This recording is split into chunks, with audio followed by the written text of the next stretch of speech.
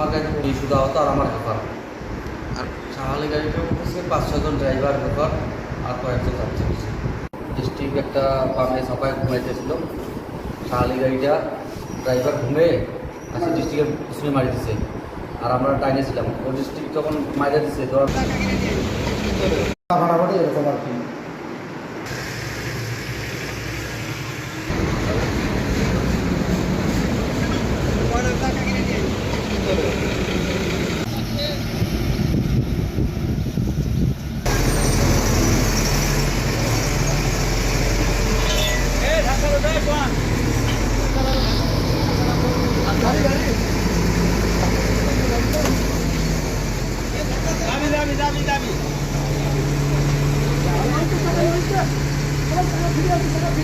টাকা ফিরে আসবে।